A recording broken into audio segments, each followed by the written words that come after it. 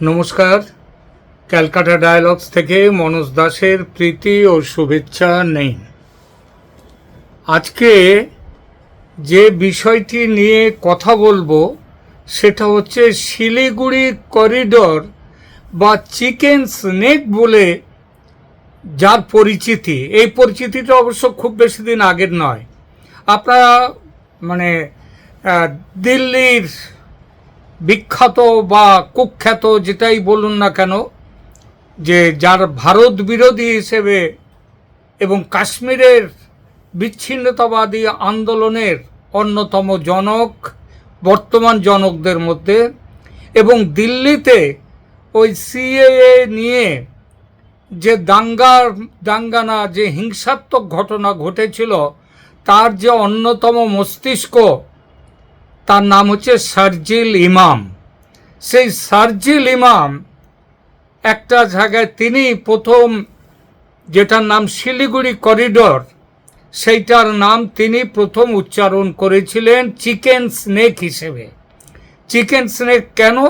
কারণ chicken snake মানে মুরগির গলা। মুরগির নিচের দিক শরীরের গলার তুলনায় অনেকটা বড়, আবার মাথার দিকটাও বেশ কিছুটা বড় আছে, গলার মতো অত ছোট্ট নয়।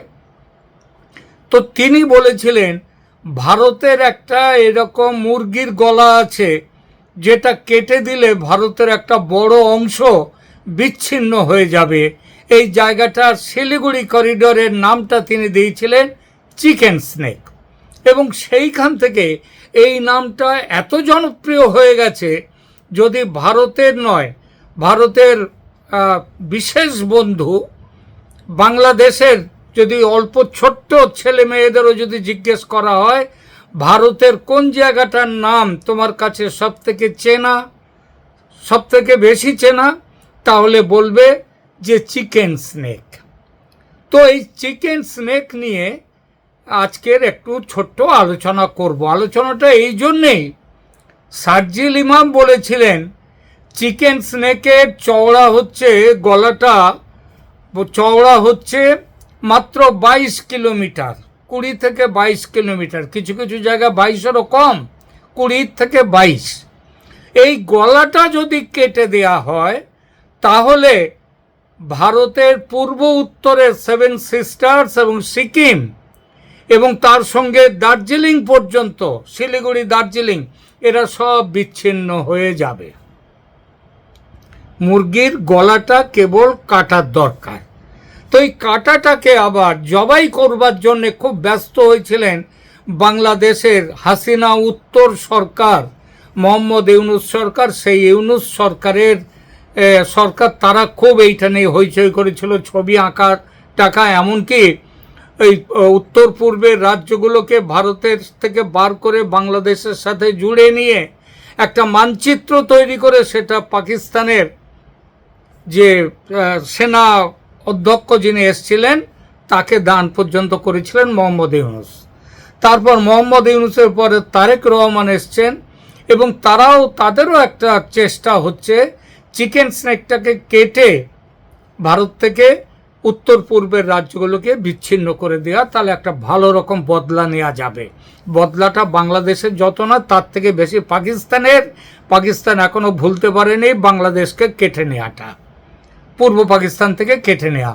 তো শারজিল ইমাম এই বিষয়ে যে কথাগুলো বলেছিলেন তার মধ্যে উনি যুক্ত করেছিলেন একটা কথা, সেটা হচ্ছে এই 20 থেকে 22 কিলোমিটার চওড়া এই গলাটা কেটে ফেলা খুব সহজ, আর সেই থেকে চারদিকে রটে গেছে চিকেন স্নেকের চওড়া হচ্ছে 20 থেকে 22 কিলোমিটার। লম্বা কত? দৈর্ঘ্যে 60 কিলোমিটার, কিন্তু চওড়া 20-22 কিলোমিটার, মানে যেটা খুবই সামান্য একটা দেশের পক্ষে। অতএব এটা কেটে দেওয়ার চেষ্টা হোক। এবং লোকের মাথায়ও ঢুকে গেছে চিকেন স্নেক লম্বা 60 কিলোমিটার, চওড়া 22 কিলোমিটার, 22-এরও কম। তো এই খবরের ওপরে আজকাল দেখতে পাচ্ছি ওয়েস্ট বেঙ্গল বলবো না, ইন্ডিয়ার, ভারতে পশ্চিমবঙ্গেরও আছে 2-4টে আছে, তারা এই চিকেন স্নেক নিয়ে একটা কথা বলছে, সেটা হচ্ছে চিকেন স্নেক নাকি 60 কিলোমিটার, এই 22 কিলোমিটার থেকে 42 কিলোমিটার চওড়া হয়ে গেছে, আর বাকি আছে এখনো 2 কিলোমিটার। এবং কিভাবে মানে 44 কিলোমিটার চওড়া করে নেওয়ার ব্যবস্থা করে ফেলেছে ভারত। 42 কিলোমিটার চওড়া ইতিমধ্যে হয়ে গেছে, আর 2 কিলোমিটার বাকি আছে। কিভাবে হলো চওড়া?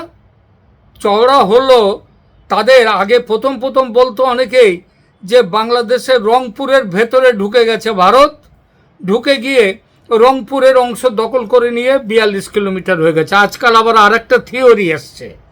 এই থিওরিটা হচ্ছে যে 22 কিলোমিটার আগে যে ছিল তার বাইরেও নাকি আরও কিছু জায়গা ছিল, সেগুলোকে বলা হয় বাফার্স ল্যান্ড বা নোম্যান্স ল্যান্ড। আবার অনেক সময় দেখা গেছে জঙ্গলের জায়গা, মানে সেই জায়গাগুলো নাকি এখন পরিষ্কার করার ফলে 22 কিলোমিটার 44 কিলোমিটার হয়ে গেছে। মানে 42 হয়েছে, আর 2 কিলোমিটার এখনও ফর্সা মানে সাফ করা হয়নি, ওটা করলে 44 কিলোমিটার হবে। তা এর মধ্যে নাকি 10 কিলোমিটার, 10টা গাঁও হচ্ছে, 10টা গ্রাম হচ্ছে নাকি বাংলাদেশের দিকে যে চিকেন স্নেকের অংশ সেখানকার, সেই গ্রামগুলো নাকি বাংলাদেশিরা দখল করে নিয়ে ভারতের জায়গা এইটা দখল করে নিয়ে বসেছিল।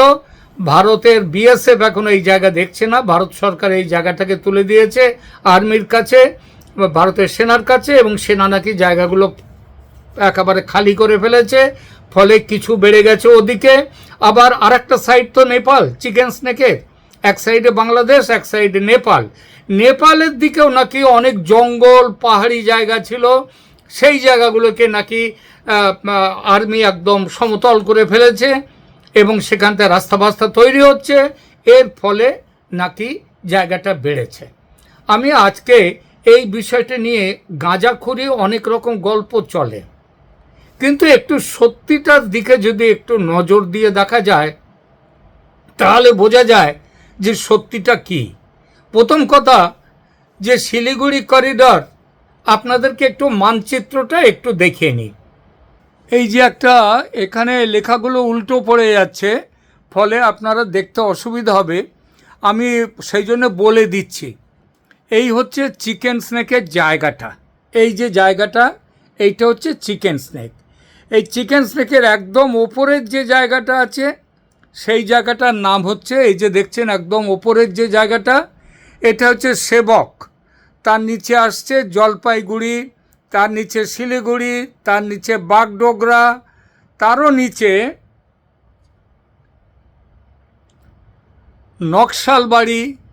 নকশালবাড়ি আছে, তারও নিচে ফাঁসি দেয়া, তার নিচে পানি ট্যাঙ্কি। এই যে জায়গাটা, এই জায়গাটা টোটাল ওপর থেকে নিচে অবধি এই জায়গাটার দৈর্ঘ্য হলো প্রায় 60 কিলোমিটার। কিন্তু চওড়াটা কি সব জায়গায় 22 কিলোমিটার বা 20 কিলোমিটার? একদম নয়। এটা কোনো ইউনিফর্ম এইটা যে চওড়া তা নয়। দেখুন কোনটা কতটা চওড়া। দেখুন জলপাইগুড়ির দিক, আমি ওপর থেকে নিচের দিকে নামি, জলপাইগুড়ির দিকে সেবক থেকে জলপাইগুড়ি পর্যন্ত এই জায়গাটা হচ্ছে 35 থেকে 40 কিলোমিটার চওড়া। কতটা চওড়া? 35 থেকে 40 কিলোমিটার। আর এই জায়গাটা লম্বা কতটা? 12 কিলোমিটার।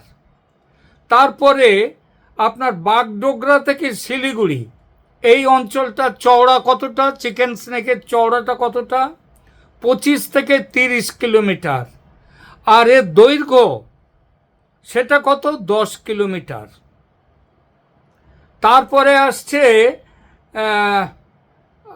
সেবক থেকে বাগডোগরা থেকে শিলিগুড়ি এলাম, এবার শিলিগুড়ির যে পানি ট্যাঙ্কি সেখান থেকে ফাঁসি দেওয়া পর্যন্ত এটার চওড়া কতটা?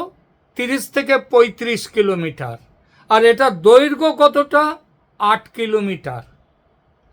তারপরে আসছে পরেরটা ফাঁসি দেওয়া থেকে নকশালবাড়ি, এইটা হচ্ছে সব থেকে সরু জায়গা, চওড়া সব থেকে কম, সেটা কত? 20 থেকে 22 কিলোমিটারের চওড়া।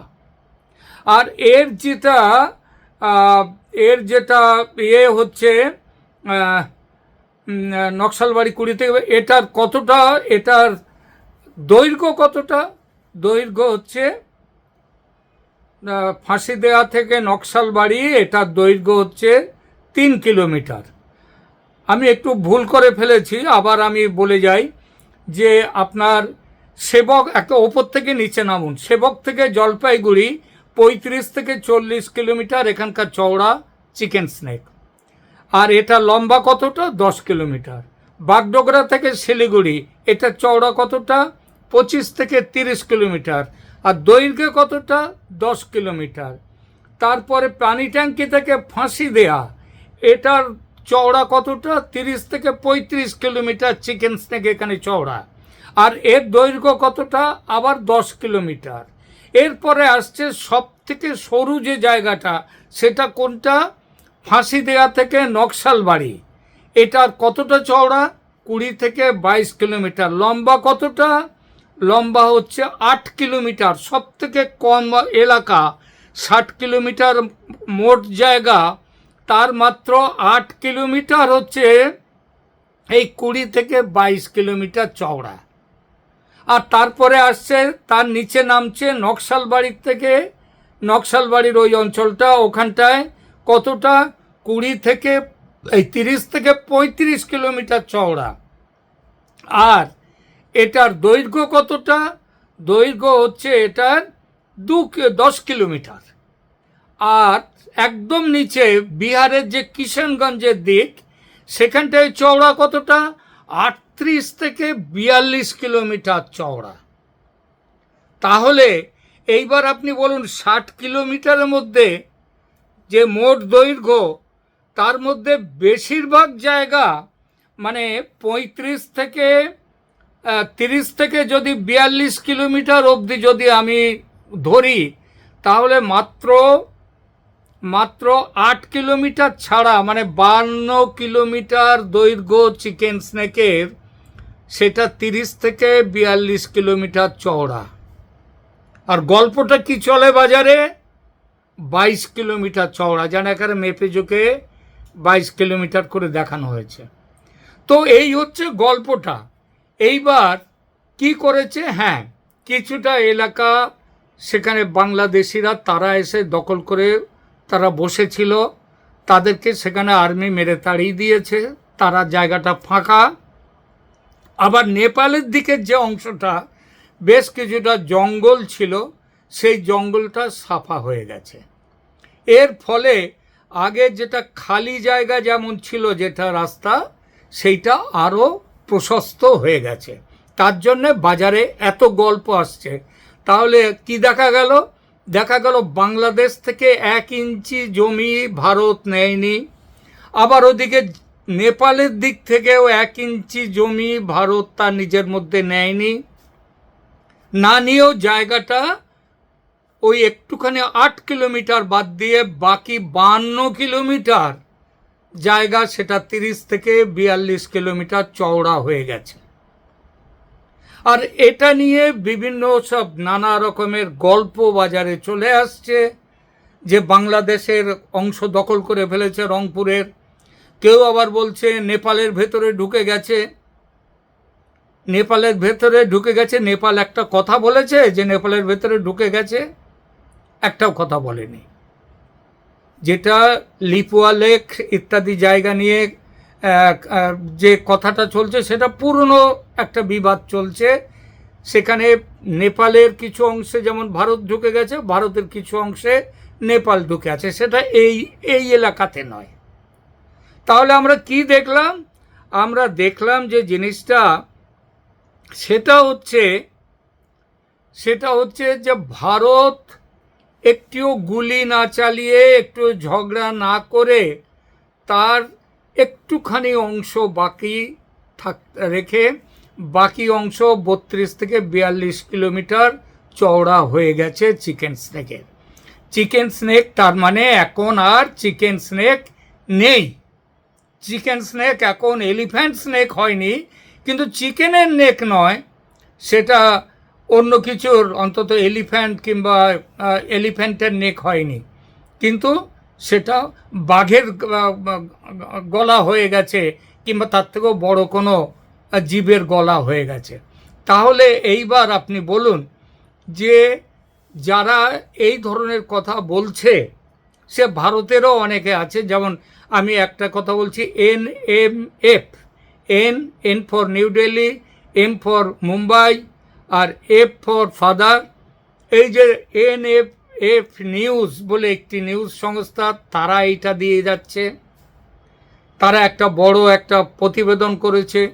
এক অনুপম মিশ্রা, তিনি খুব বড় একজন আলোচক, সমালোচক, তিনি তার ঘুমটা আয়না বলে তার নিজের একটা প্রোগ্রাম আছে, সেখানে ওই একই কথা বলে যাচ্ছেন যে চিকেন স্নেকের দুপাশে ভারত জায়গা দখল করে নিয়েছে।